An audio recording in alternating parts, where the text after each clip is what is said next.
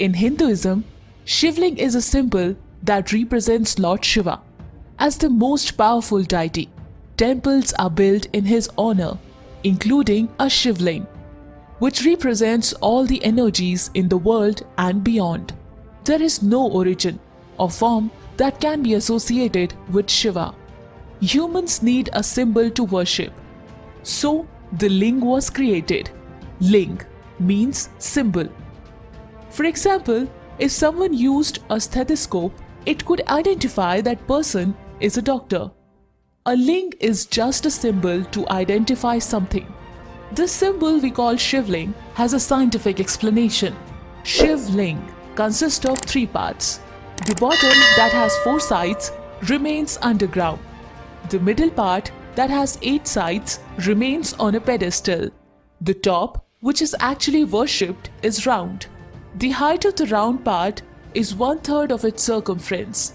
The 3 parts symbolize Lord Brahma in the lower part, Lord Vishnu in the middle, and Lord Shiva in the upper part. The pedestal is provided with a passage to drain the water that poured on the top. Lingam symbolizes the creative and destructive power of Lord Shiva and the devotee attribute great holiness to him. This does not mean that others should give a false meaning to the image of Shivling. It is unfortunate that Western scholars have mistakenly associated this lingam with the phallus, a male sexual organ, and have seen obscenity in worship, as it is described that Lord Shiva has no form.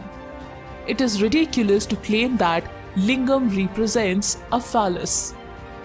That is why Swami Vivekananda described Shivling as a symbol of eternal Brahman. Hinduism does not oppose science.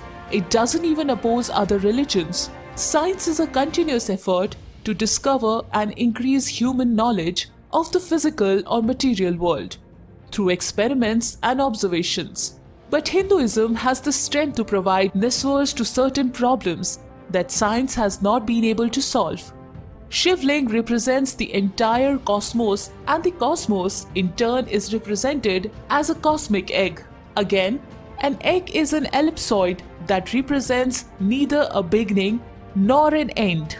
The truth behind the scientific research conducted by scientist Neils Bohr shows that the molecules are made up of atoms that consist of protons, neutrons, and electrons, which play a vital role in the composition of Shivling.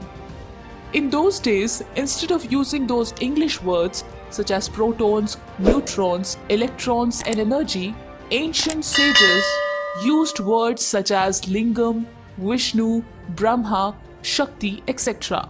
Since Sanskrit was the dominant language in those periods, Sheikh Vyas, the author of Mahabharata, mentions that Lord Shiva is smaller than subatomic particle like proton, neutron, and electron. At the same time, he also mentions that Lord Shiva is greater than anything greatest. Shivling is not just a simple symbol. Our rishis wanted to send a message to the masses that they can see the smallest form of nature in the form of Shivling. Shivling represents the atomic structure. In our atomic structure, there are protons and neutrons, surrounded by electrons that spin rapidly.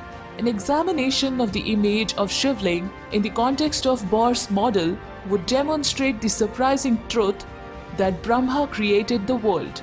Shivling demonstrates the behavior of protons, electrons, neutrons, and energy. Lord Vishnu means proton with a positive electric charge. Lord Shiva means neutron without an electric charge. Lord Brahma means an electron with a negative electric charge. Shakti is represented by an oval-shaped disc with 3 ridges carved on its periphery. She is energy and plays a vital role in the universe. If we look at Lord Vishnu's portrait, a lotus that emerges from Lord Vishnu's navel is depicted, and Lord Brahma is shown sitting on the lotus. Lotus means energy that has the force of attraction. The lotus stem can bend due to its flexibility, indicating that Lord Brahma moves around Lord Vishnu. This is a message that the electron is attracted to the protons due to the opposite electrical charge. In addition, neutron is represented as Lord Shiva, which has no charge. The nucleus of the atom also contains neutrons. Neutrons are about the same size as protons, but they have no electric charge. Neutrons are very close to the nucleus of the atom with protons. When the nucleus of the atom contains as many as protons and neutrons, the atom is stable. Similarly, the ancient sages have suggested that when Lord Shiva is not disturbed and separated, he remains calm. Lord Shiva keeps calm because Shakti takes the form of Renuka. The energy that forms the molecule is denoted by their valency, which in Sanskrit is Renuka. Renuka is one that produces Renu, or a molecule. Two atoms from a molecule. Therefore, the ancient Hindu sages brought the idea of Shakti as Lord Shiva's wife and as part of Lord Shiva and dance around Lord Shiva all the time.